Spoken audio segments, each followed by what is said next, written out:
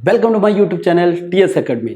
जैसा कि हमें पता है कि हमारा चैप्टर 1 पूरा ख़त्म हो चुका था और अभी जो हमारा चैप्टर है चैप्टर 2 हमारा क्या है, मैथ का पोलिनोमियल्स। पोलिनोमियल्स मतलब क्या होता है? पोलिनोमियल्स मतलब होता है बहुपद। और हम डायरेक्ट क्लास 10 के लेवल का बहुपद डायरेक्ट पोलिनोमियल्स नहीं सीखेंगे, हम पूरा एकदम जड़ से लेके एकदम छोटी छोटी एक बारीकी बारीकी चीज़ को हम पोलिनोमियल्स में उठाएंगे कि आखिर पोलिनोमियल्स होता क्या है। देखिए, पोलिनोमियल्स मतलब होता है बहुपद। पोलिनोमियल्स मतलब क्या होता है? बहुपद। पोलिनोमियल्स मतलब क्या होता है? बहुपद। अच्छा, जिस तरह हम एक मैथमेटिकल पार्ट्स पढ़ते हैं ना, तो मैथमेटिक्स के अंदर बहुत सारे चीज़ें आती है, लेकिन ये जो पोलिनोमियल्स पढ़ते हैं वो हम एल्जेब्रिक फंक्शन में पढ़ते हैं, मतलब एल्जेब्रिक जो भी हमारा एक्सप्रेशन होता है उसके अंदर हम पढ़ते हैं। तो हमारा जो बीजगणितीय निरूपण में हम एक टॉपिक पढ़ते हैं पोलिनोमियल्स, जिसका मतलब होता है बहुपद। अब देखिए, बहुपद में क्या होता है? पोली से मतलब होता है हमारा मेनी। पोली से हमारा क्या होता है? मेनी। और जो नोमियल्स होता है, नोमियल का मतलब होता है हमारा टर्म। इसका मतलब क्या है? जब किसी बीजगणितीय फंक्शन में जब हम मेनी टर्म देखते हैं उसको हम क्या कहते हैं? पोलिनोमियल्स कहते हैं। इसको हम आसान भाषा में हम हिंदी में देखते हैं। देखो, बहु मतलब होता है बहुत और पद मतलब होता है पद। तो जब बहुत सारे पद रहते हैं तो उसे हम क्या कहते हैं? पोलिनोमियल्स कहते हैं। अच्छा, तो ये बहुत सारे जो पद रहते हैं ये किस कंडीशन में रहते हैं? तो इसमें मैनी टर्म हो गया या बहुत पद हो गया, लेकिन इसमें आप बारीकी से सीखना है कि बहुत सारे पद, तो बहुत सारे पद तो अलग अलग टाइप के रहते हैं। अब हम समझेंगे कि हाँ, बहुत सारे पद तो है बट पोलिनोमियल्स है, क्या कोई ज़रूरी है? कोई ज़रूरी नहीं है। अब वो छोटी छोटी चीज़ जो हमारे अंदर क्वेश्चन आ गया, क्या अरे चलो ये हमारे पास मान ले 2x + 5y + 3 = 0, ये क्या है? बहुत सारे पद है, बिल्कुल ये मेनी टर्म है बट ये पोलिनोमियल्स है। हाँ, ये पोलिनोमियल है, बट क्वेश्चन है कि ये यदि 2x⁻³ + 5y + 3, अब ये भी तो बहुत सारे पद है ना। अच्छा, ये जैसे 1 टर्म 2 3, उसी तरह यहाँ पे 1 term 2nd term 3rd term, तो यहाँ पे भी बहुत सारे पद है। तो ये वाला पोलिनोमियल्स नहीं है, ये वाला पोलिनोमियल्स क्यों है? तो ऐसे बहुत सारे क्वेश्चन हमारे अंदर आते हैं कि किस कंडीशन में हम कहेंगे कि हाँ ये टर्म में है तो ये पोलिनोमियल्स है, ये मैनी टर्म में नहीं है या टर्म। अच्छा, खाली मैनी टर्म मतलब क्या है? बहुत सारे पद, 2 या 2 से अधिक। अच्छा, जब सिंगल टर्म होगा ना वो भी हमारा पोलिनोमियल्स होगा। तो इसका हम कंडीशन भी हम सीखेंगे, क्योंकि जब तक हम कंडीशन नहीं सीखेंगे तब तक समझ में नहीं आएगा। देखिए, अभी तक तो चैप्टर के नेम के हिसाब से हमने तोड़ा तो इसका, अब इसके जब डीपली जाएंगे तो हम पोलिनोमियल्स को कैसे कैसे सीखेंगे। इसके अंदर एक शब्द आया हमारा, देखिए वर्ड आया टर्म। तो ये जो टर्म होता है, आखिर ये पद आखिर होता क्या है? तो इस टर्म को हम बारीकी से सीखेंगे क्योंकि टर्म क्या है। तो इससे पहले हम देखते हैं पोलिनोमियल्स को थोड़ा डिफाइन कर देते हैं। देखिए, पोलिनोमियल्स होता क्या है?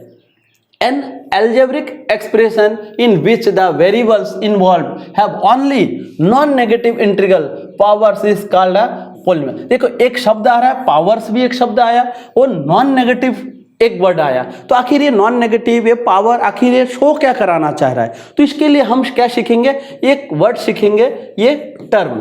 तो टर्म सीखेंगे। टर्म को हम जितना बेहतरीन से सीखेंगे उतना जल्दी हमारा ये पोलिनोमियल्स क्लियर हो जाए, क्योंकि टर्म से ही हम डिसाइड करेंगे कि ये पोलिनोमियल्स है या नहीं। तो उसके लिए जो कंडीशन होगा, देखिए वो सबसे पहले देखिए पोलिनोमियल्स को हम किससे डिनोट करते हैं? या तो px से या qx से या तो rx से, इससे हम पोलिनोमियल्स को डिनोट करते हैं। अब देखिए, p यहाँ डिनोट कर रहा है पोलिनोमियल्स, लेकिन ये जो x है, x हमारा डिनोट कर रहा है वेरिएबल नंबर। तो अब बात आती है कि वेरिएबल क्या होता है और कांस्टेंट क्या होता है। तो जो पोलिनोमियल्स होता है, जो पोलिनोमियल्स होगा वो पोलिनोमियल्स, देखिए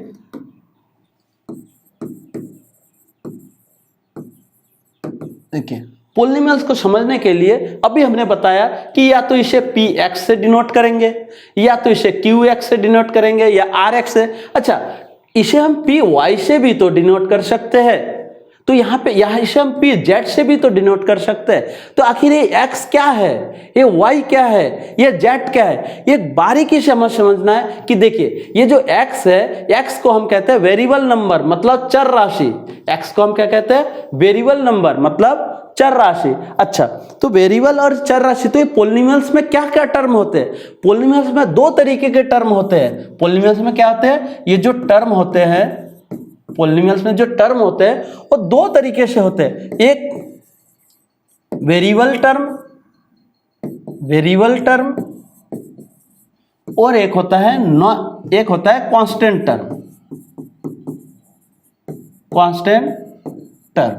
अच्छा, वेरिएबल को हम कहते हैं चर पद, ठीक है, और इसको हम कहते हैं नियतांक पद। तो आखिर चर पद कब समझेंगे कि ये चर पद है, मतलब वेरिएबल टर्म है, ठीक है, और कब समझेंगे कि ये कांस्टेंट है? तो किस कंडीशन, मतलब बहुपद में, ये जो मैंने आपको यहाँ बहुपद का एग्जांपल दिखाया, देखिए ये क्या है? पॉलिनोमियल्स है। ये पॉलिनोमियल है या नहीं हमें बताना है। देखिए यहाँ पे मैंने आपको टर्म दिया है, तो कब समझेंगे कि कौन सा टर्म वेरिएबल है और कौन सा टर्म नॉन वेरिएबल है? तो देखिए वेरिएबल और नॉन वेरिएबल को सबसे पहले समझते हैं कि आखिर वेरिएबल क्या होता है और आखिर हमारा कांस्टेंट क्या होता है। आखिर वेरिएबल क्या होता है और आखिर कांस्टेंट क्या होता है, कि आखिर टर्म के जरिए हम पता कैसे करेंगे? तो उसके लिए देखिए सबसे पहले हम समझते हैं कि वेरिएबल क्या होता है। तो देखिए एक बेहतरीन उदाहरण से मैं आपको समझाना चाहता हूं कि वेरिएबल क्या होता है। देखिए वेरिएबल मतलब वेरिएबल टर्म, ठीक है। तो पहले हम क्या समझते हैं? वेरिएबल मतलब चर राशि को हम समझते हैं। आखिर वेरिएबल है क्या? देखिए वेरिएबल एक ऐसी चीज होती है जिसे हम समय के साथ साथ चेंज कर सकते हैं, या जो समय के साथ साथ, टाइम के साथ साथ क्या होता है? चेंज होता रहता है। जैसे कहने की मतलब x, कहने का मतलब y, कहने का मतलब z।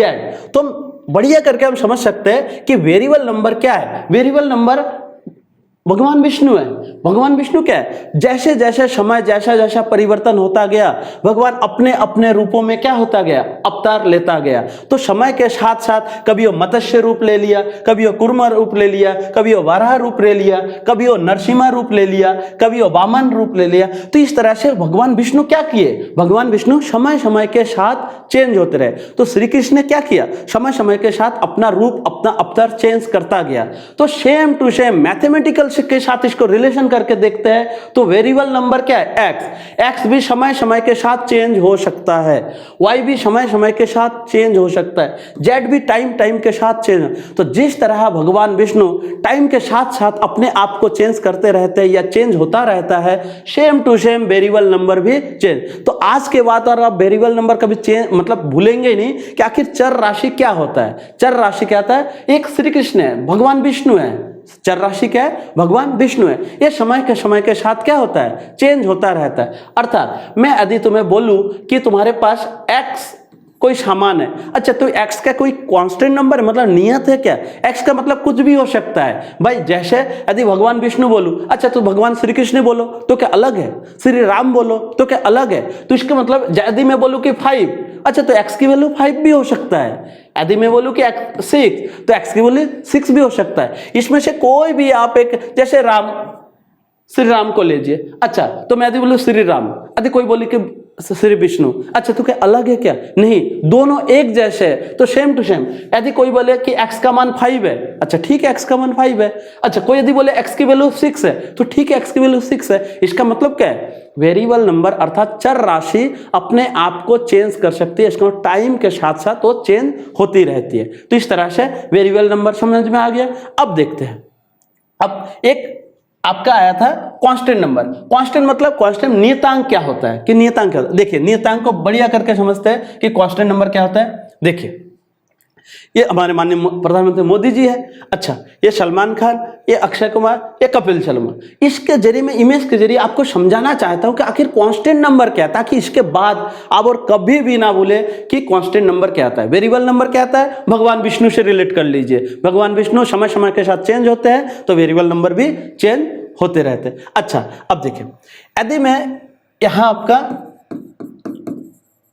कांस्टेंट नंबर मतलब नियतांक, तो नियतांक क्या होता है?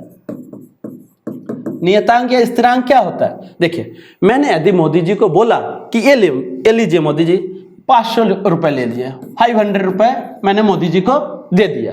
बात समझ में आया? तो मैंने जब 500 रुपए मोदी जी को दे दिया, अब मैंने क्या बोला? सलमान खान को बोला, अरे बिग बॉस बताइए मोदी जी के पास कितना है, ठीक है। तो सलमान खान क्या बोलेगा, सर मोदी जी के पास 500 रुपए है, ठीक, गुड। अच्छा, अब मैंने बोला अक्षय कुमार इधर देखो, इधर मैं इधर हूं, इधर। जैसे सवाल पूछने की बारी आया चेहरा घुमा लिया। अच्छा देखो क्या होता है, मैंने अक्षय कुमार को बोला कि अरे कुमार जी मोदी जी के पास कितना रुपए है, तो मैंने कुछ समय बाद बोला, ठीक है। तो ये पहले जब सलमान खान से बोला था तब भी उन्होंने 500 रुपए बोला। अब 5-6 दिन बाद या 1 महीने बाद मैंने फिर अक्षय कुमार को बोला, अरे अक्षय कुमार यहां मोदी जी के पास कितना है। अक्षय कुमार क्या बोलेगा, सर 500 रुपए, 500 रुपए, ठीक है। अच्छा बहुत बढ़िया, शाबाश, गुड। अच्छा और कुछ समय बाद, इसका मतलब मैंने कपिल जी से बोला, अरे कपिल जी एक बात बोलो, मोदी जी के पास देखो तो कितना रुपए है, मैंने कितना रुपए दिया था। तो बोलेगा सर 500 रुपए। अच्छा एक बात समझ में आया आपको, इसके अंदर मैंने क्या किया, अलग अलग टाइम पे मैंने इनसे क्वेश्चनिंग किया, लेकिन तीनों ने ईमानदारी से जवाब दे दिया और समय चेंज होता गया, बट 500 रुपए ही है। तो इसका मतलब मोदी ये तो नहीं बोला ना कि 500 रुपए, ये क्या तुरंत बोला क्या, अरे ना मोदी जी के पास 1000 रुपए है, आपने 1000 रुपए दिया था, नहीं। इसका मतलब जो वेरिएबल नंबर होते हैं वो टाइम के साथ साथ चेंज होते रहते हैं, बट जो कांस्टेंट नंबर होते हैं वो टाइम के साथ चेंज नहीं होता है। 500 है तो 500 ही है वो, इसका मतलब वो चेंज नहीं हुआ। इसका मतलब तीनों ने एक ही जवाब दिया, लेकिन यहां पे क्या हुआ, यहां पे ये चेंज होता गया। तो x की वैल्यू जो चेंज होती रहती है उसे वेरिएबल कहते हैं, और जो वैल्यू चेंज नहीं होती है उसे हम क्या कहते हैं, कांस्टेंट नंबर कहते हैं। इसको मैथमेटिकल से सीखते हैं। अच्छा यदि मैं बोलूं कि x, तो आप डायरेक्ट बोल देंगे कि वेरिएबल। यदि मैं बोलूं कि 5, अच्छा आप कैसे वेरिएबल बोलेंगे, नहीं, इसको आप डायरेक्ट क्या बोलेंगे, कांस्टेंट, क्योंकि ये मान चेंज नहीं होगा। 5 है तो 5 ही है। तो ये इसका मतलब आपको 2 टॉपिक खत्म हो चुका है, वेरिएबल एंड कांस्टेंट। अब इसी के आधार पर हम क्या सीखेंगे, टर्म सीखेंगे। इसी के आधार पर हम सीखेंगे टर्म, जो कि हमारा आज का पॉलिनोमियल टॉपिक है, उसका मोस्ट इंपॉर्टेंट यदि कोई पद है मतलब टॉपिक है तो वो टर्म यदि समझ में आ गया तो आपका पॉलिनोमियल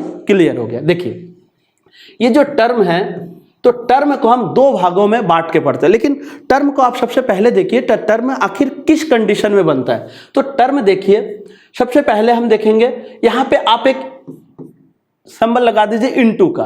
तो टर्म कभी भी जब होगा तो हमेशा देखिएगा एक होगा यहां पे रियल नंबर और एक होगा यहां पे आपका वेरिएबल नंबर। इसका मतलब real number and variable number का जब आपस में आप इनटू कर देंगे तो जो आपको प्राप्त होगा वो आपका टर्म कहलाएगा। क्या बोला मैंने, real number and variable number, इन दोनों को जब आप इनटू कर देंगे तो आपका क्या हो जाएगा, आपका वेरिएबल मतलब टर्म कहलाएगा। अच्छा अब देखिए, जैसे कहने का वेरिएबल नंबर, अभी मैंने बताया कि वेरिएबल नंबर क्या होता है, एक्स हो सकते हैं, वाई हो सकते हैं, जेड हो सकते हैं। तो लीजिए एक्स क्या है, एक वेरिएबल नंबर है, और रियल नंबर क्या है आपका, कोई भी 1 2 3 4, मान लीजिए 2 ले लिया। अच्छा ये आपके पास देखिए यहां पे रियल नंबर आपने 2 ले लिया, इनटू वेरिएबल नंबर आपने क्या ले लिया, x। दोनों को जब मल्टीप्लाई किया तो हमारा आया 2x। तो ये हमारा क्या कहलाया, 2x हमारा क्या है, एक टर्म है। अच्छा टर्म क्लियर हो गया, लेकिन अब टर्म तो क्लियर हो गया, लेकिन बात आती है कि क्या ये पॉलिनोमियल्स है। मैंने क्या बोला, बहुत सारे टर्म मिलकर क्या बनते हैं, पॉलिनोमियल्स बनते हैं। लेकिन हर एक टर्म, पहले तो ये डिसाइड कर क्या ये टर्म का फुलफिल कर रहा है पॉलिनोमियल्स का जो भी रूल है। देखिए पॉलिनोमियल का रूल के हिसाब से ये हमारा क्या है, टर्म है, बट ये पॉलिनोमियल्स है। तो अब पॉलिनोमियल्स के लिए कुछ आपको टर्म एंड कंडीशन याद करना पड़ेगा। देखिए सबसे पहले तो आप देखिए ये जो वेरिएबल नंबर है, इसके पावर यदि कभी भी नेगेटिव में कोई भी मान आ जाए तो आपका पॉलिनोमियल्स नहीं होगा। नंबर 1 कंडीशन क्या बताया मैंने, जो भी वेरिएबल नंबर है उसका पावर कभी भी नेगेटिव नहीं होना चाहिए। ठीक है, जैसे आपका बहुपद में आपने डेफिनेशन देखा था, बहुपद में आपने डेफिनेशन का, the variable involve have only non negative integer power is called polynomial. इसका मतलब पॉलिनोमियल्स में कोई भी पावर, वेरिएबल नंबर का कोई भी पावर आपका नेगेटिव नहीं होना चाहिए। अच्छा दूसरा चीज आप देखिए, दूसरा चीज क्या है आपका, कभी भी यदि ओपन में हो, मान लीजिए यहां पे 1/x के पावर 2 है। अच्छा इसका मतलब ये ओपन में है, तो जब कभी भी ओपन में हो तब भी आपका पोलिनोमियल्स नहीं होगा। ये टर्म तो है बट पोलिनोमियल्स नहीं है। क्यों? मतलब बहुपद नहीं है। क्यों? क्योंकि ये देखिए x के पावर 2 है, इसको जब आप ऊपर ले जाएंगे तो ये प्लस का 2 जैसे ही ऊपर जाएगा तो ये माइनस का 2 आ जाएगा। तो क्या ये पोलिनोमियल्स है? नहीं। मैंने अभी भी क्या बोला, पावर कभी भी नेगेटिव में नहीं होना चाहिए, तो इसका मतलब ये पोलिनोमियल्स नहीं हो सकता। तीसरा कंडीशन आप ऐसा बोल सकते हैं कि देखिए, तीसरे कंडीशन में आप ये देखिए कि यदि कोई भी वेरिएबल नंबर रूट के अंदर हो तब भी वो पोलिनोमियल्स नहीं होगा। कोई भी वेरिएबल नंबर यदि रूट के अंदर हो तब भी वो पोलिनोमियल्स नहीं होगा। रीजन क्या है? देखिए, रूट का मतलब ही होता है x के पावर 1/2 और इसका मतलब होता है x के पावर 0.5। तो इसका मतलब ये एक हमारा इंटीजर्स नंबर नहीं आ रहा है, मतलब एक डेसिमल में आ रहा है। इंटीजर्स नंबर क्या है? डेसिमल में आ रहा है। तो इसका मतलब क्या है? ये एक पूर्ण संख्या टर्म को नहीं फुलफिल कर रहा है, अर्थात एक पोलिनोमियल नहीं है। तो एक कुछ छोटे छोटे कंडीशन है जो आपको ये बताते हैं कि हाँ ये टर्म तो है बट ये पोलिनोमियल्स है या नहीं। तो मैंने क्या बताया, यदि किसी वेरिएबल नंबर के ऊपर माइनस में हो, पावर हो, तो पोलिनोमियल्स नहीं होगा। यदि किसी 1 अपॉन के रूप में हो या किसी के अपॉन के रूप में हो और उसके पावर यदि कोई 2 हो तो इसका वो भी पोलिनोमियल्स में नहीं होगा। अच्छा, यदि रूट के रूप में हो तो वो भी पोलिनोमियल्स में नहीं होगा। लेकिन यहाँ आपको एक कंडीशन देखना है, यहाँ पॉजिटिव में होना चाहिए। तो यहाँ पॉजिटिव में तो ऊपर जाके नेगेटिव हुआ ना, यदि ये नेगेटिव में होता तो ऊपर जाके क्या हो जाता? पॉजिटिव। तो कंडीशन फिर नहीं होता। लेकिन जब ये पॉजिटिव में है तो जब ये ऊपर जाएगा तो इसका मतलब क्या है? वो नेगेटिव में हो जाएगा। और जब नेगेटिव में किसी पावर वेरिएबल का पावर यदि नेगेटिव में हो तो हमारा पोलिनोमियल्स नहीं है। तो ये कंडीशन आप ध्यान रखिएगा। तो हमारा टर्म क्या हो गया? एक रियल नंबर हो गया और एक वेरिएबल नंबर हो गया। अच्छा, अब एक जिस तरह से मैंने यहाँ टर्म को रियल नंबर और वेरिएबल नंबर के साथ समझाया, तो वेरिएबल नंबर का मतलब क्या होता है? एक्स। तो एक टर्म में एक कंडीशन और आता है, कांस्टेंट टर्म। कांस्टेंट टर्म, तो ये क्या होता है? एक कांस्टेंट। तो कांस्टेंट टर्म क्या होता है, उस कंडीशन को हम समझते हैं। देखिए, यदि कोई भी आपके पास पोलिनोमियल्स हो 2x + 5, अच्छा ये देखिए वेरिएबल के साथ है तो इसका मतलब ये वेरिएबल टर्म हो गया। अच्छा, ये 5 है तो ये आपका कांस्टेंट टर्म है, क्योंकि यहां पे आपका कोई वेरिएबल दिखाई दे रहा है? नहीं दिखाई दे रहा है। बट आप ये भी समझिए, मैंने पहले ही बोला है कि टर्म मतलब हमेशा टर्म में याद रखिएगा रियल नंबर भी होगा और वेरिएबल नंबर भी होगा। अब बात आती है कि सर यहां तो वेरिएबल नंबर है ही नहीं, लेकिन मैं बार बार बता रहा हूं कि इसके साथ वेरिएबल है, तो उसके लिए आपको और भी आगे देखना पड़ेगा, छोटे छोटे बारीकी चीजों को और देखना पड़ेगा, तो एक कॉन्सेप्ट क्लियर हो जाएगा कि हाँ इसके साथ वेरिएबल है या नहीं है। तो मैं अभी आपको ये प्रूफ करके दिखाऊंगा कि इसके साथ भी वेरिएबल नंबर है। इसके लिए आगे वीडियो में बने रहिए मेरे साथ और छोटे छोटे कॉन्सेप्ट को क्लियर कीजिए कि मैं अभी आपको दिखाऊंगा प्रूफ करके कि हाँ इसके साथ वेरिएबल नंबर है। अब देखिए आपका क्या है, degree of term. Degree of term में क्या है? देखिए डिग्री क्या होता है? डिग्री क्या होता है? पावर। डिग्री क्या होता है? पावर। वो भी पावर कैसा? वेरिएबल नंबर का। देखिए जो भी हमारे पास चर राशि होंगे ना, जैसे 2x² + 3x + 5 = 0। अच्छा, ये आपका क्या है? एक पोलिनोमियल्स है। ये आपका क्या है? एक पोलिनोमियल्स है।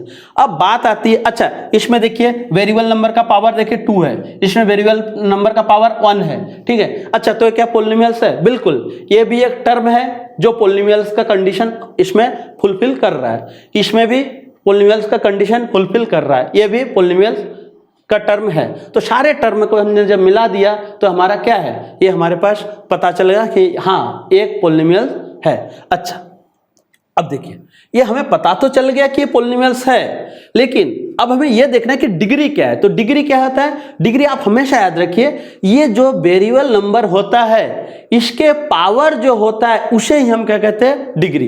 ये जो वेरिएबल नंबर होता है इसके जो पावर होते हैं इसे हम क्या कहते हैं? डिग्री। अब देखिए डिग्री हो गया, लेकिन क्या ये वेरिएबल नंबर के पास 2 है? अच्छा, तो ये वेरिएबल नंबर के ऊपर क्या 1 नहीं है? बिल्कुल। लेकिन अब डिग्री किसे कहेंगे? आप कहेंगे क्या कि कोटि किसे कहेंगे? तो देखिए ये भी वेरिएबल नंबर के ऊपर पावर है, ए भी वेरिएबल नंबर के ऊपर पावर है, लेकिन जो पावर सबसे ज्यादा मैक्सिमम वाला होगा उसे हम डिग्री कहेंगे। अच्छा, तो ये भी पावर 2 है, ये भी पावर 1 है, तो इसका मतलब मैक्सिमम वाला कौन है? तो मैक्सिमम वाला आपका हो गया 2, इसका मतलब आपका डिग्री कितना हो गया? 2। तो इसका मतलब देखिए, degree of a polynomial in one variable, in case of polynomial in one variable, the highest power of the variable is called the degree of the polynomial। जो सबसे ज्यादा हाईएस्ट पावर वाला होगा उसी को हम क्या कहेंगे? डिग्री कहेंगे। अच्छा, अब डिग्री चलो इसे कहेंगे। तो एक चीज बताइए, खाली क्या वेरिएबल नंबर का इसी टर्म में ही होगा किसी भी पोलिनोमियल में? थोड़ा सा बेसिक कॉन्सेप्ट और क्लियर कीजिए। x के साथ y भी हो सकता है एक साथ, या तो एक्स वाई जेड ये भी हमारा पोलिनोमियल्स है। इसका मतलब सिर्फ और सिर्फ एक ही वेरिएबल रहेगा ऐसा कोई जरूरी नहीं है। वेरिएबल हमारे पास 2 भी आ सकता है, वेरिएबल 3 भी आ सकता है, वेरिएबल 4 भी आ सकता है, तो एक साथ वेरिएबल बहुत ज्यादा आ सकते हैं। अब देखिए, मान लीजिए एक्स स्क्वायर वाई इधर जेड, बात समझे। अब इसमें यदि पूछा जाए कि डिग्री कौन है, तो देखिए सिंपल सी बात है, इसमें तो चलो बता दिया जो सबसे ज्यादा हाईएस्ट पावर है इसमें आपका डिग्री है। लेकिन यदि मैं आपको ये वाला टर्म दे दूं और मैं बोलूं कि डिग्री बताइए, तो आप इसमें कैसे बताएंगे? तो देखिए, यहां 2 है, y का पावर 1 है और z का पावर 1 है, तीनों को जोड़ दीजिए, ऐड कीजिए, तो देखिए 2 और 1 3, 3 और 1 4, इसका मतलब इसकी डिग्री कितनी है? 4। कॉन्सेप्ट क्लियर हो रहा है? देखिए, जितना भी वेरिएबल नंबर होगा उसका जितना भी पावर होगा उन सारे को आप ऐड कर देंगे, जितना आएगा वो आपका डिग्री होगा। तो इस तरह से आपने डिग्री क्लियर कर लिया और आपने बेसिक कॉन्सेप्ट ये भी क्लियर कर लिया, सिर्फ और सिर्फ वन वेरिएबल के टर्म में ही नहीं हो सकता, बहुत ज्यादा। देखिए, एक्स वाई भी हो सकता है, वाई जेड भी हो सकता है, या तो एक्स वाई जेड एक साथ 3-4 हो सकते हैं, तो इस टर्म में भी रहेगा, तो वो भी हमारा पोलिनोमियल होगा। खाली हमें ये देखना है कि क्या वो टर्म का जो पावर है, मतलब वेरिएबल नंबर का पावर है, वो माइनस में तो नहीं है, और रूट में तो नहीं है, वो अपॉन में तो नहीं है, तब जाके आप वहां वो 3-4 कंडीशन देख के आप डिसाइड करेंगे कि ये पोलिनोमियल्स है या नहीं है। तो डिग्री आपको समझ में आ गया। अच्छा, तो डिग्री के आधार पर हम क्लासिफिकेशन मतलब वर्गीकरण करेंगे। देखिए, यदि डिग्री 1 हो, तो डिग्री यदि 1 हो तो उसे हम लीनियर पोलिनोमियल्स कहते हैं। लीनियर पोलिनोमियल्स का मतलब होता है, देखिए x + 1, अच्छा इसका पावर कितना है? 1 हो गया, तो ऐसे चीजों को हम लीनियर, जैसे 2x + 5, अच्छा यहां पे देखिए 1 हो गया, तो जिसका पावर 1 होता है उसे हम क्या कहेंगे? लीनियर पोलिनोमियल कहेंगे। अब देखिए क्वाड्रेटिक पोलिनोमियल्स। क्वाड्रेटिक पोलिनोमियल्स क्या होता है? देखिए, जिस भी वेरिएबल नंबर का पावर 2 हो उसे हम क्या कहेंगे? क्वाड्रेटिक पोलिनोमियल्स कहेंगे। ये देखिए वेरिएबल नंबर हो गया, तो वेरिएबल नंबर का जो पावर है वो 2 हो गया। उसी तरह हम यहां समझ सकते हैं ax² + bx + c = 0। ये आपके पास एक वेरिएबल नंबर हो गया, मतलब पोलिनोमियल्स हो गया। अच्छा, तो पोलिनोमियल्स हो, लेकिन इसका पावर देखिए 2 हो, तो जिसका पावर 2 होगा उसे हम क्या कहेंगे? क्वाड्रेटिक इक्वेशन या पोलिनोमियल्स कहेंगे। अब देखिए क्यूबिक पोलिनोमियल्स। क्यूबिक पोलिनोमियल्स में क्या होता है? क्यूबिक पोलिनोमियल्स में इसका पावर कितना हो गया? पावर कितना हो गया? 3। जैसे ax³ + bx² + cx + d = 0। अच्छा, ये आपके पास एक पोलिनोमियल्स तो है, तो वेरिएबल का मैक्सिमम पावर कौन हो गया? 3 हो गया, तो उसे हम क्या कहेंगे? उसे हम क्यूबिक कहेंगे। ठीक। अच्छा, बाई क्वाड्रेटिक क्या हो जाएगा?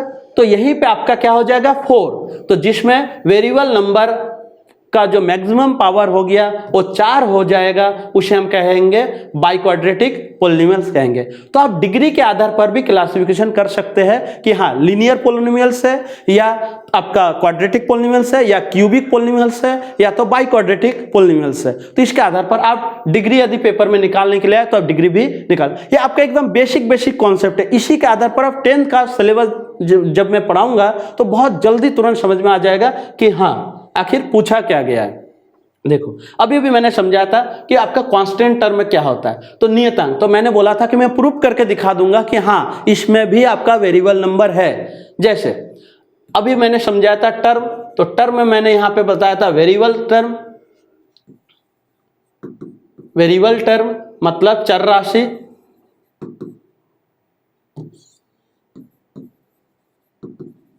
वेरिएबल टर्म, और यहां आपका मैंने बताया था कांस्टेंट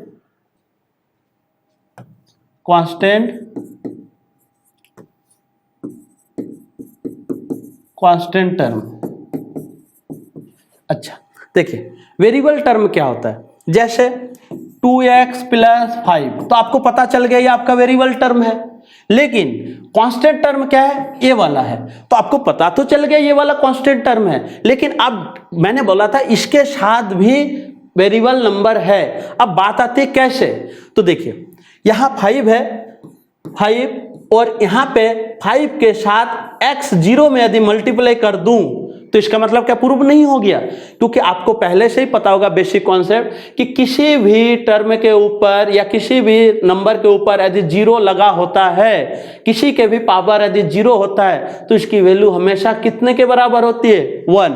तो यहां पे आपका 5 के साथ x के पावर 0 है, तो इसका मतलब 5 × x के पावर 0, और किसी के पावर यदि 0 हो तो क्या होता है, 1, तो इसका मान भी कितना हो जाएगा, 5 हो जाएगा। तो इसका हमें दिख नहीं रहा है, हमें तो यहाँ खाली दिख रहा है कि ओनली 5 है, तो हमें लगता है कि हाँ ये कांस्टेंट नंबर है, बट एक कांस्टेंट नंबर तो है, कांस्टेंट नंबर के साथ वेरिएबल भी है, तब जाके टर्म बना। क्योंकि बहुपद हमारा ये कहता है कि टर्म हमेशा क्या क्या मिलके बनेगा, हमेशा इधर रियल नंबर मिलके बनेगा और इधर हमारा वेरिएबल नंबर मिलके बनेगा, ये दोनों मिलके हमेशा क्या बनेगा, हमारा टर्म। तो यदि हम ओनली खाली 5 दिखा दे तो यहाँ दिख तो नहीं रहा है वेरिएबल नंबर, बट इसके साथ वेरिएबल नंबर है किसी के साथ। अब मान लो 10 है, तो 10 के साथ आपका x का 0 है, और यहाँ पे क्या हो जाएगा 10 × 1, तो आप कह सकते हैं कि हाँ 10 एक कांस्टेंट नंबर है। तो आपका ये टर्म वाला कंडीशन पूरा क्लियर हो चुका है कि टर्म मतलब क्या होता है, रियल नंबर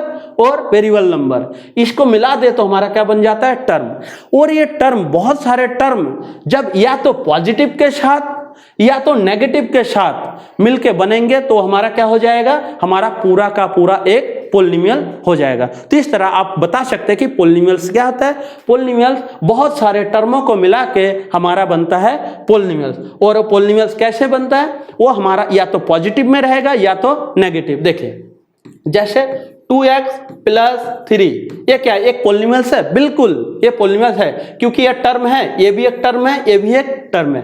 तो जो एक ही, जैसे ये भी एक हमारा पोलिनोमियल्स है, रीजन क्योंकि एक टर्म है। क्लियर हो गया। अच्छा अब देखते हैं 2x + 3 क्या एक पोलिनोमियल्स है, बिल्कुल एक पोलिनोमियल्स है, और ये वाला वेरिएबल टर्म है और ये वाला हमारा कांस्टेंट टर्म है। दोनों को जब मिला दिया, लेकिन मैंने ये भी बोला कि जब बहुत सारे टर्म आपस में मिलेंगे, लेकिन या तो पॉजिटिव में मिलेंगे या तो नेगेटिव में मिलेंगे, तो बहुत सारे पद जब आपस में पॉजिटिव या नेगेटिव में मिलेंगे तब उसे हम क्या कहेंगे, टर्म। और हमेशा पॉजिटिव और नेगेटिव को ही देखा जाता है। लेकिन इसके लिए एक छोटी सी आपको कॉन्सेप्ट ये भी करना पड़ेगा कि आखिर इसे शो कैसे कराते हैं, आखिर इसे हम शो कैसे कराते हैं। तो शो कराने से पहले एक टॉपिक क्लियर कर लेते हैं, कोफिशिएंट क्या होता है। कोफिशिएंट मतलब गुणांक। देखिए कोई भी वेरिएबल नंबर हो, जैसे ये मान लिया आपके पास एक पोलिनोमियल्स है, तो वेरिएबल नंबर कौन है, ये देखिए x², ये x, ये आपका वेरिएबल नंबर है। तो जो भी वेरिएबल नंबर होता है उनके साथ जो भी लगा रहेगा इनटू केस में, तो वो हमारा हमेशा क्या हो जाएगा, कोफिशिएंट हो जाएगा। लेकिन अच्छा यहाँ पे वेरिएबल नंबर दिखाई दे रहा है, यहाँ पे वेरिएबल नंबर दिखाई दे रहा है, तो इसका मतलब इसके साथ कौन है, ये, तो इसका मतलब x² का जो कोफिशिएंट है वो ये है। अच्छा x का कौन है, x का जो कोफिशिएंट है वो b है, इसका मतलब x² का गुणांक a है, x का गुणांक b है। अच्छा अब बात आती है कि सर इसके साथ तो x दिखाई नहीं दे रहा है, तो इसका मतलब उसका कोफिशिएंट है ही नहीं।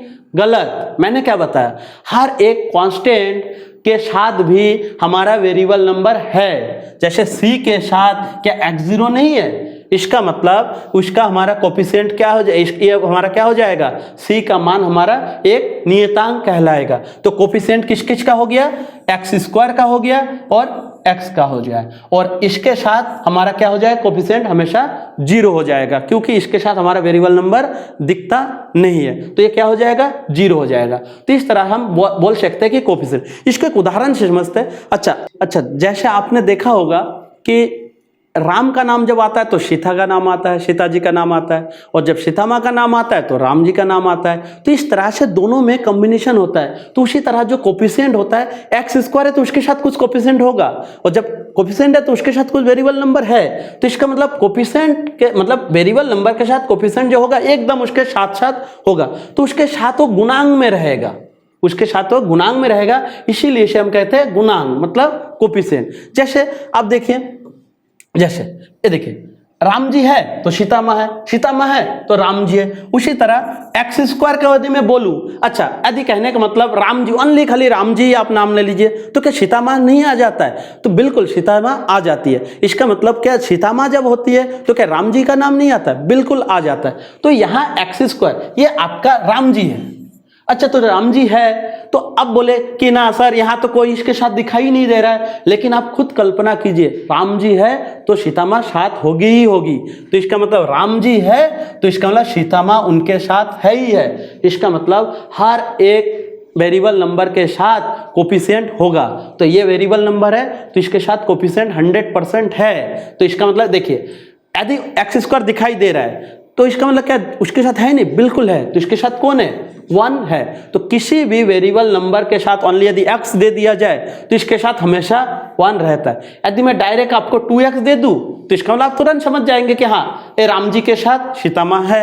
लेकिन यदि मैं ओनली खाली राम जी दे दूं तो इसका मतलब आपको सीता माँ दिखेगी नहीं, लेकिन उनके साथ क्या है? सीता माँ है। तो आप इससे डायरेक्ट बता सकते हैं कि हर एक वेरिएबल नंबर के साथ कोफिशिएंट होता है। तो इस तरह से आपका कोफिशिएंट भी क्लियर हो गया। अब देखिए, अभी मैंने पढ़ा है, इसको थोड़ा दोहरा देते हैं, आप खुद भी दिमाग लगा सकते हैं।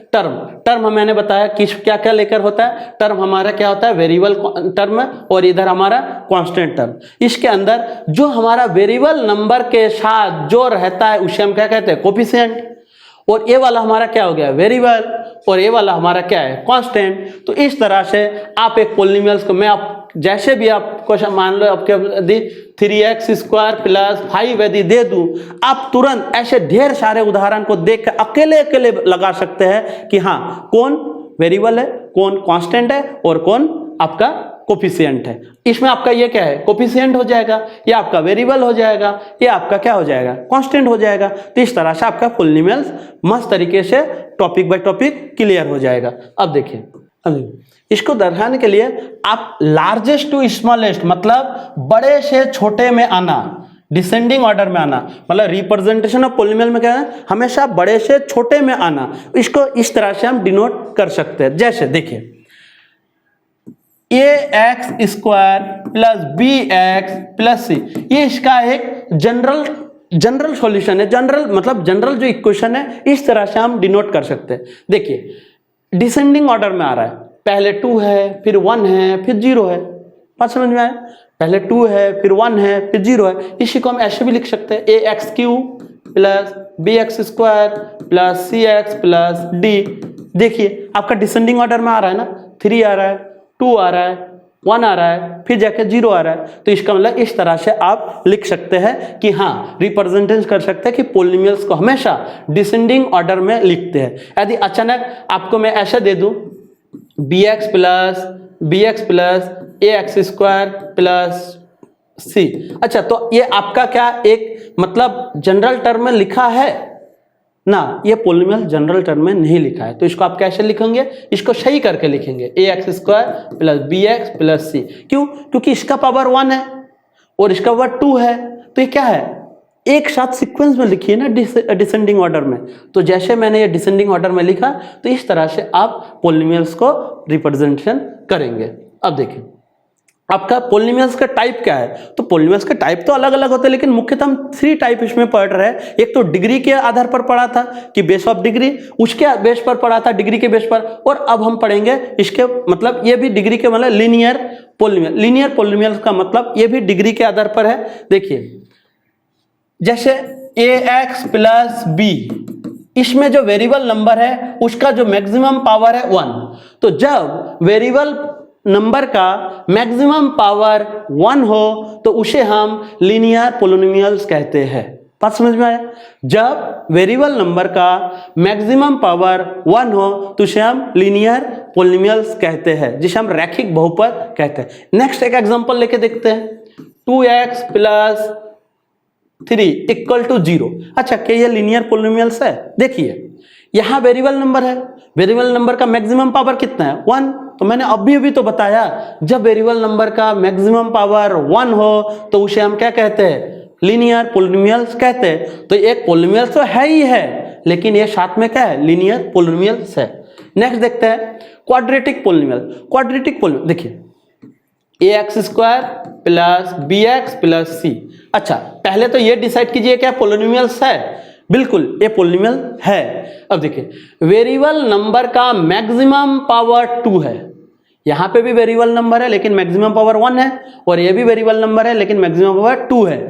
तो यदि वेरिएबल नंबर का मैक्सिमम पावर 2 हो तो उसे हम क्वाड्रेटिक पोलिनोमियल्स कहते हैं। अच्छा देखते हैं, 2x square plus 5x plus c equal to 0 क्या पोलिनोमियल्स है? बिल्कुल ये पोलिनोमियल्स है, बट क्या क्वाड्रेटिक पोलिनोमियल्स है? डिसाइड कीजिए। देखिए वेरिएबल नंबर का मैक्सिमम पावर 2 है, तो मैंने बोला है कि मैक्सिमम पावर यदि 2 आए तो उसे हम क्वाड्रेटिक पोलिनोमियल कहते हैं। ठीक। अच्छा, अब देखिए क्यूबिक पोलिनोमियल्स। क्यूबिक पोलिनोमियल्स का मतलब होता है जिसमें वेरिएबल नंबर का मैक्सिमम पावर 3 हो, जैसे ax cube plus bx square plus cx plus d equal to 0। अच्छा, इसमें देखो वेरिएबल नंबर का जो वेरिएबल नंबर है, वेरिएबल नंबर का मैक्सिमम पावर 3 है, तो मैंने बोला वेरिएबल नंबर का यदि मैक्सिमम पावर 3 हो तो उसे हम क्यूबिक पोलिनोमियल कहते हैं। जैसे एग्जांपल ले लीजिए, आप 3x क्यू ले लीजिए plus 5x square plus 2x plus 3 equal to 0। देखिए ये भी वेरिएबल नंबर, ये भी वेरिएबल नंबर, ये भी वेरिएबल टर्म, ठीक है। तो इसका मैक्सिमम पावर 1, इसका मैक्सिमम पावर 2, इसका मैक्सिमम पावर 3। तो जब वेरिएबल का जो मैक्सिमम पावर यदि 3 हो तो उसे हम क्या कहते हैं? क्यूबिक पोलिनोमियल्स कहते हैं। तो इस तरह से आपने 3 पोलिनोमियल्स, लीनियर पोलिनोमियल सीखा, आपने क्वाड्रेटिक पोलिनोमियल सीखा, आपने क्यूबिक पोलिनोमियल सीखा। तो देखिए एक बार जब बेस कंप्लीट हो जाता है ना तो इन सब चीजों में टाइम नहीं लगता। तो अब जो नेक्स्ट जो आपका वीडियो आने वाला है वो आपका एक्सरसाइज 2.1 का आने वाला है। तो मुझे नहीं लगता कि उसमें बिल्कुल भी आपको टाइम लगेगा, क्यों? क्योंकि आपने एकदम बेस कंप्लीट किया। अब मैं इसका एग्जाम्पल ढेर सारा दूंगा, अब बिना सोचे समझे तुरंत आप लगा देंगे।